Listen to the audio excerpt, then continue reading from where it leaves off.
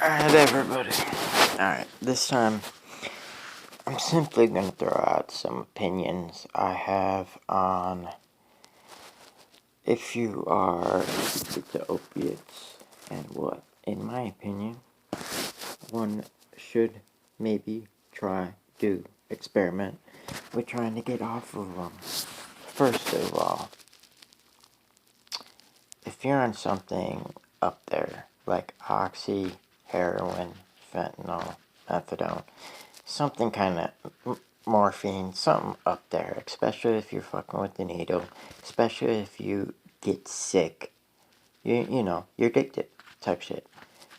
First, wean yourself down to as little as you can. I know you're still gonna do it every day. Try to get yourself to like the equivalent of like 30 milligrams of morphine a day. Like, you know what I'm saying? Like, somewhere around there, like 20, 30 milligrams, something like that. And then jump into your local detox. In Tampa, we have a free one. It's through Grace Point, which is the company that handles people when they're Baker acted, which is a 72-hour hold if you say you're suicidal or homicidal. But you can go there voluntarily too. But to get to the detox, you go through Grace Point and you get to a place called ACTS, ACTS. And they detox you for free. You can go there many, many times if you need to. And it's for free. You don't need any type of insurance or anything. They start you off if you piss positive for Valium or benzos or opiates. First of all, they'll take you if you're dirty for opiates or alcohol. And if you also piss dirty for benzos, they will give you Valium every 4 hours for the first day or two, then 3 a day, then 2 a day. So they give you 10 milligrams of Valium, 40 milligrams of Valium the first day or two, then 30, then 20. So you're chill. And they give you blood pressure pills. And they got ibuprofen, sleep meds. So if you're a drinker or an opiate addict or on benzos, there's somewhere you can go and detox. Even if you go voluntarily, you can get like Marchman acted if you act a fool in there and you start saying you get high in there or something and you're acting a fool. They can actually turn it from voluntarily into a mandatory. You're held there against your will. But so if you're gonna leave AMA against medical advice, then you need to do it calmly and let them do their paperwork and leave on your own terms. But obviously, if you're going to AMA, if you can't hold out 5 days of detox, you're going back to use.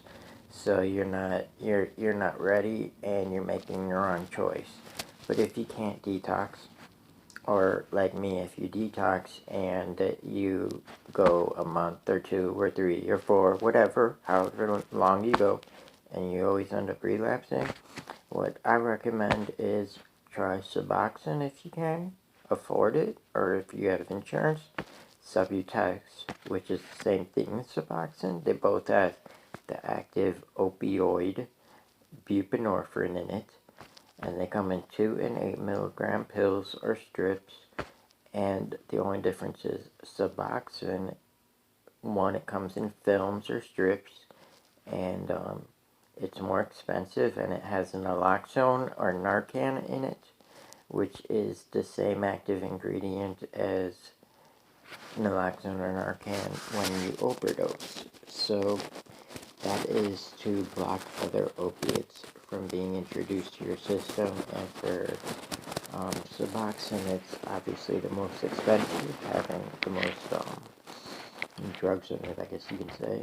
And also, Suboxone, you have to wait until all other opiates are out of your system, because if you take what has naloxone or Narcan in it too early, then they will start to go to war and you go into what's called precipitated withdrawal, which is basically detox, withdrawal, whatever, all in one go. Like, it is concentrated detox in a couple hours. So you're going through some serious hell very quickly. And it's intense. So avoid that, obviously. You can, if you're trying to go onto sub strips or whatever, Suboxone, you can always take a Subutex the first day for the transfer and then go to Suboxone and you're good. That'll take one Subutex and you can transfer like that. That'll take you from, so you don't have to worry about getting precipitated withdrawals.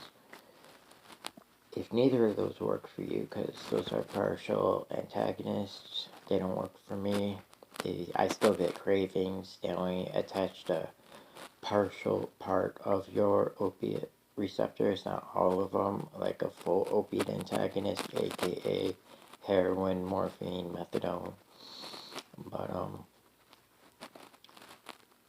so yeah, I always relapse because of pain, because I shattered my back. I had one burst fracture, so when I relapse because of pain, a partial opiate antagonist is not going to work for me, and that's Suboxone and Subutex. So I chose to go to the methadone clinic 6 months ago, and it was the best decision of my life ever since. I have held a job for the last 6 months.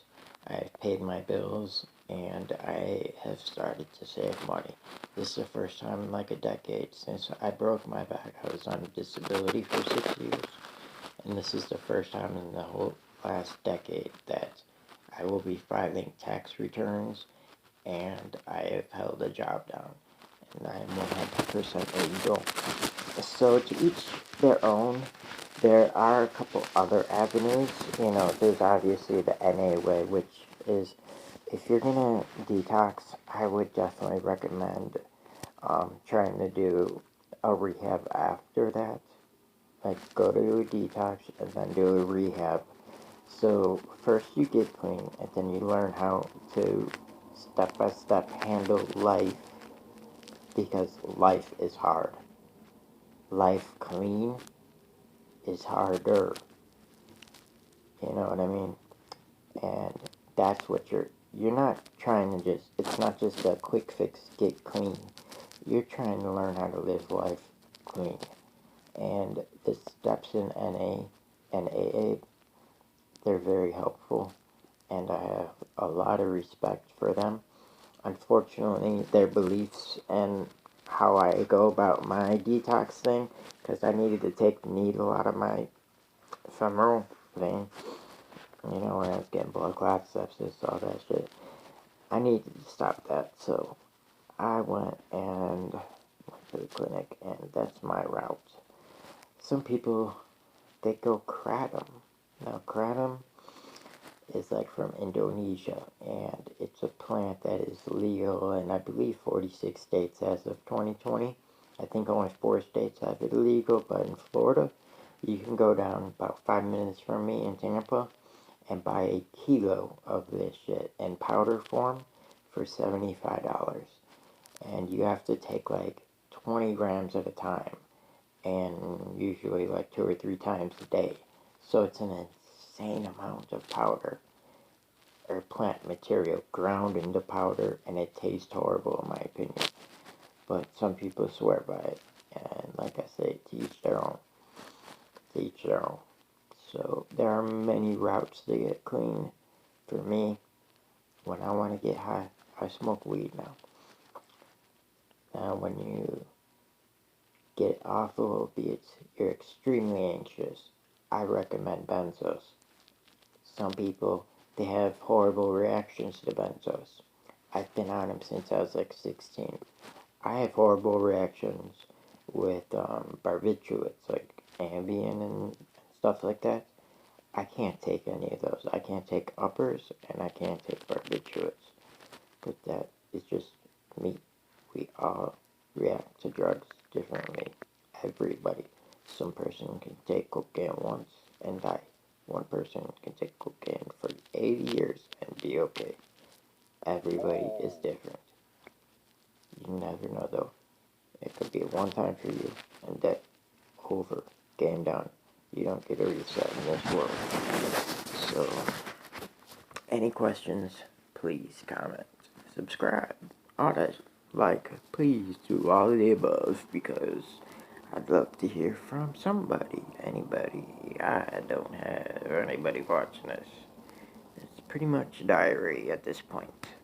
Alright, if you do, somebody watch this. Thanks for watching.